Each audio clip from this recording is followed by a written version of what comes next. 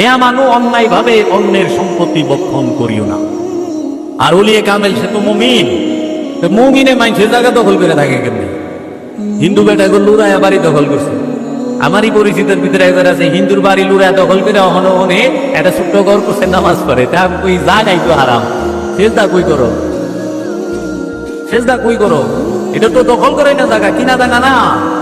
আত্মীয় স্বজনের রাস্তা বন্ধ করে রাখবেন আর নামাজ পড়বেন। আল্লাহ খুশ, আল্লাহরে নিজের মতো পাবেন।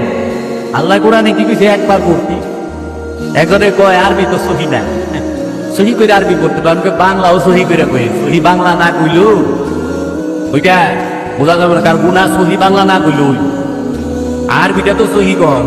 সূরা কারাত সব সহি আরবিতে কর, মুনাজাত আরবিতে করেন না কে? সহি ভাবে বাংলায় করেন কে? আবার এরাই কয় আল্লাহর ভাষা বলে আরবি।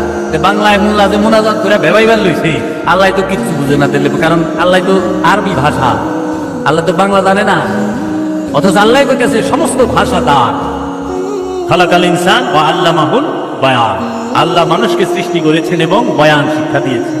প্রতিটা ভাষা আল্লাহর, প্রতিটা কিতাব আল্লাহর, প্রতিটা নূর আল্লাহর, সমস্ত কিছুই আল্লাহ। অথচ তারা এক জায়গায় এনে, তাই আমি জিজ্ঞেস করলাম, আমি বাবা লালন শেখির এখানে গেছিলাম, তো পথের মধ্যে একটা অ্যাক্সিডেন্ট হয়েছিল, ওই এলাকার থানার ওসি সাহেবের এখানে গেলাম, বসলাম, ওসি সাহেব উনি কথাবার্তা বললো। ওসি সাহেব বললো দেখেন আল্লাহর ভাষা তো আরবি। তাই আমি গেলাম সুবহানাল্লাহ, আমি তো জানতাম বিসিএস ক্যাডার, আল্লাহর ভাষা আরবি। আচ্ছা, আল্লাহর ভাষা আরবি লু, আর কোনো ভাষা আল্লাহ হয় না?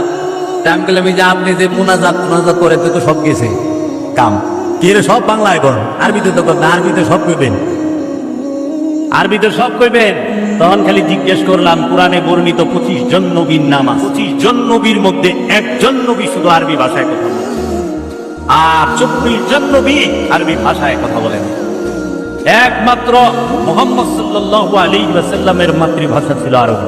এজন্য আল্লাহ বলেছেন, হে আমার হাবিব, আমি এই কোরআনকে আরবি ভাষায় নাযিল করলাম আপনার এই আরব এবং আরবের চতুর্পাশের লোকদের বোঝার জন্য, তারা যেন সহজে বুঝতে পারে আপনার মাতৃভাষায়।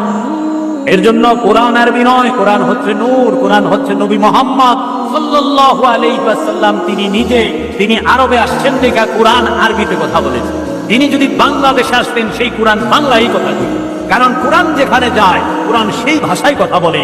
এর জন্য যিনি আল্লাহর রাসূল তিনিই জিন্দা কোরআন, যিনি আল্লাহর নবী তিনিই জিন্দা কোরআন।